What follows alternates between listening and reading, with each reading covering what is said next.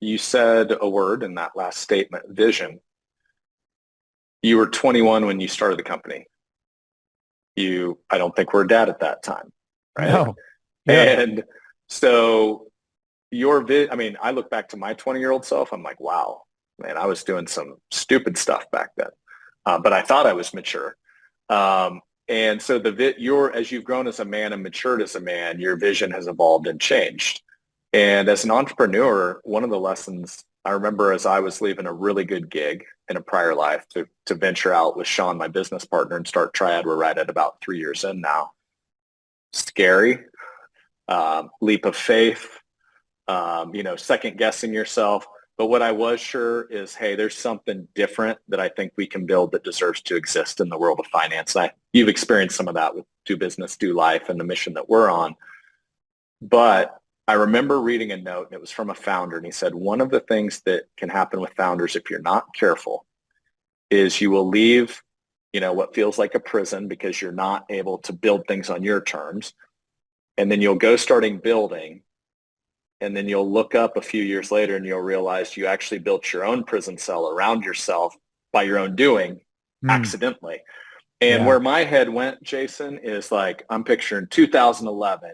You're flying all over the world, opening up gyms. You're competing. You're also now a family man. And my guess is there was probably some red line, like there's not enough Jason to go around. There's not enough hours in the day to like deal with all of this stuff I'm trying to do all at once. Was that part of what led to the evolution of like, wait, I need this business to serve me and where I'm at now versus, go like open a gym on every street corner, which might have been the idea when you were 21. How did that journey Yeah. play out? No, I think that's a really good question. I mean, I also think like recognizing as a business that like, something I've had to reflect on too is like, is it contributing 20% to our bottom line revenue or top line revenue and 80% to my stress, right? Mm, If it is, you have as an owner, you got to evaluate, what is the vision and what does success look like for me? I want to be able to go to my kids' games. I want to show up everywhere. One of my mentors told me one time, and this just stuck with me. He's like, you know what success is for me? I was like, what's that?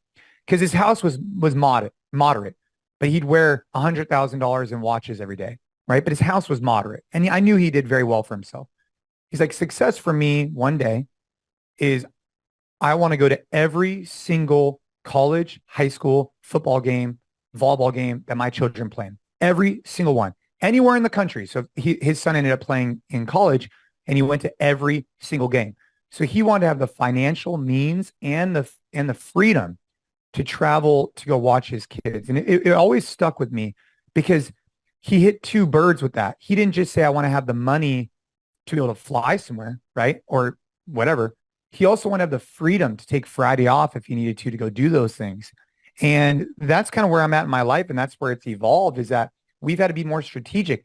Do I want to have a team of 150 people that are doing okay? Or would I rather, and the vision early on was like, let's create as much revenue as we can and provide financial freedom to as many people as we can. That was always the goal. Like, I want to hmm impact as many people as we can. I want as many employees as we can. But what I came to learn is that what I'd rather have is less employees who are all eating filet mignon and doing really, really, really well than have more employees that are doing okay. I want our people to thrive.